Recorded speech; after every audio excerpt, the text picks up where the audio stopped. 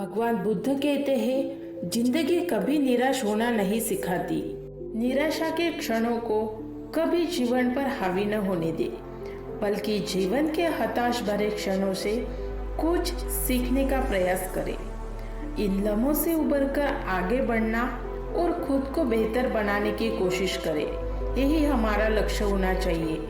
चाहे कामकाजी जीवन हो, व्यक्तिगत संबंध या फिर स्वास्थ्य से जुड़ी परेशानियां, इन सभी कारणों से हमारे जीवन में निराशा के क्षण आते हैं। कुछ ऐसे क्षण जब हम अपनी शक्ति और सामर्थ्य को कम महसूस करने लगते हैं, खुद को असमर्थ और असहाय पाते हैं, तब ऐसा लगने लगता है कि हम जीवन को आगे ले जाने में खुद को असमर्थशाली समझ पाते हैं। निराशा के ऐसे क्षण हमें अवसाद व दुख भी देते हैं, लेकिन निराशा को जीवन पर हावी होने दिया जाए तो जीवन की स्वाभाविक गति प्रभावित होने लगती है। इसलिए उन पलों से बाहर आ जाने का अर्थ ही जीवन है और आगे बढ़ने की राह में वे सबसे बड़ी बाधा होती है। हार, असफलता और तकलीफों से उपजी निराशा को पीछे छोड़कर ही जीवन को अच्छे से जिया जा सकता है। अपनी निराशाओं से उबरने के लिए कुछ छोटे प्रयास कारगर सिद्ध हो सकते हैं। हमारा सभी का जीवन बहुत सारे अपेक्षाओं से भरा है। अपेक्षाओं को कम रखें। इस बात का स्मरण रहे कि हमेशा ही जीवन में जीत नहीं मिलती। हर उम्मीदवार को नौकरी नहीं मिल सकती और हर काम उसके पक्ष में नहीं हो पाता। जीवन तो उतार चढ़ाव का नाम है। यहाँ हर तरह की स्थिति बनती है और आनंद भी इसी में है। इसलिए हर स्थिति में सहज रहना जरूरी है, लेकिन इसका अर्थ यह नहीं है कि आप अपने लिए ऊंचे लक्ष्य तय ही न करें। अपने ऊंचे लक्ष्य जरूर रखें, लेकिन उन लक्ष्यों के पूरा न होने पर जीवन को रुकने न दें। के लिए प्रयास हो, लेकिन प्रयास सफल न होने पर निराशा का घर अपने मन में न करें। अपने मन का हो तो भी अच्छा और ना हो तो भी अच्छा, यही भाव रख के अपेक्षाओं पर खरा उतरने का प्रयास करें। हार से सीखने का प्रयास करें। आज का हर कोई सफल व्यक्ति पहले हारा ही होगा, इसलिए वो आज सफल है। असफलता और हार भी हमें बहुत कुछ सीखने का मौका देती है। जब भी हम हारते हैं या निराश होते हैं, तब हम धैर्य रखना सीखते हैं। हम सफलता के लिए अधिक उद्यम होते जाते हैं। जब हमारे जीवन में ऐसी स्थिति आए कि हम निराश हैं या असफल हैं, तो मित्रों की मदद जरूर लें, क्योंकि अक्सर हम परिवार के साथ बहुत सी बातें साझा नहीं कर पाते, लेकिन हमारे मित्र हमारी मनस्थिति और हमारे बर्ताव को बेहतर तरीके से समझ पाते हैं। वे हमारी जरूरतों से परिचित होते हैं, इसलिए हम हमारे मन की बात उनसे कर सकते हैं। इसीलिए हर अच्छा बुरे समय में एक निकट मित्र का सहारा जरूर लेते हैं। भूतो ना भविष्य, केवल वर्तमान पर भरोसा रखें, क्योंकि जब भी हम किसी बीती चीजों के बारे में ज्यादा सोचते हैं तो हमारा मन एक अजीब उदासी के घर में चला जाता है। इसी तरह भविष्य के बारे में सोचते हुए भी हम आशंकित और डरे हुए रहते हैं और फिर इनका असर हमारे वर्तमान को खराब करता है। अगर हम आज में ही जिए और आज हम क्या अच्छा कर सकते हैं, उस विचार के साथ आगे बढ़े, तो शायद जीवन में निराशा के लिए कोई जगह नहीं होगी। हम जो नहीं कर पाए उसके लिए उदास क्यों होना। हम आज जो कर सकते हैं उस पर बीते दिनों का असर आखिर क्यों आने देना।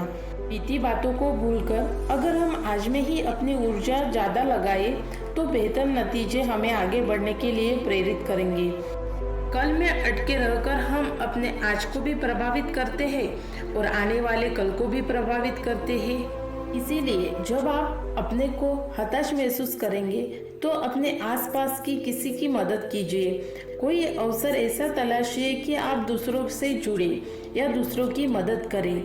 दूसरों की प्रसन्नता के लिए एक छोटा सा काम हाथ में लीजिए और उनको प्रसन्न कीजिए।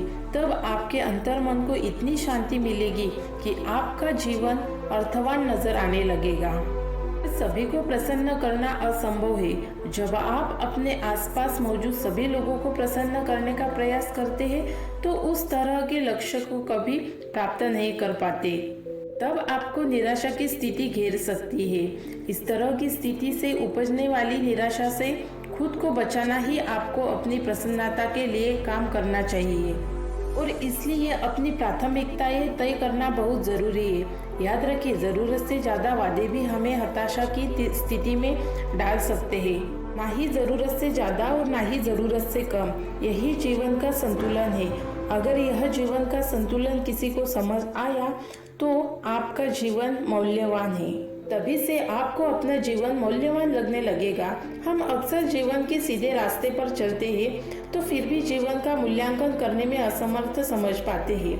हमें लगता है कि जीवन उतनी ही दूर तक है जितना हम देख पा रहे हैं, लेकिन जीवन उससे भी आगे है, वहाँ भी जहाँ हम नहीं देख पा रहे। वैसे ही जैसे क्रिकेट के मैच में एक टीम हारती है, लेकिन अगले ही मैच में वह इस हार को भुलाकर जीतने की कोशिश करती है। ऐसे ही पर्वतारोही है जिन्हें पर्वत ने कई बार हराया, लेकिन उन्होंने जीतने का साहस नहीं हारा और अंततः पर्वत उनकी इच्छा शक्ति के आगे झुका। तो अपनी हार में उन कारणों को ढूंढने का प्रयास होना चाहिए। चाहे आपको सफलता ना मिल रही हो, लेकिन उन्हें सुधारने का प्रयास आपको विजेता बना देता है।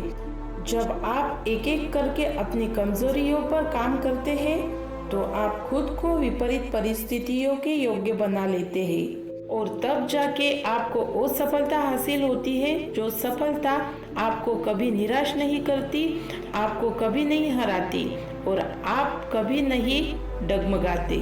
और फिर तब लोग आपका अनुकरण करने लगते हैं, तब जाके आपके लोग कॉपी करते हैं। यही सक्सेस लोगों की पहचान होती है।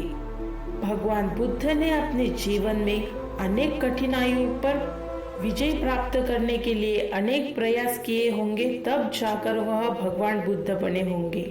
ऐसे ही नई नई और रोचक जानकारी प्राप्त करने के लिए inspired of Buddha way channel को सब्सक्राइब कीजिए और साथ ही साथ बेल आइकन को भी प्रेस कीजिए। नई जानकारी के साथ जल्दी ही मिलते हैं।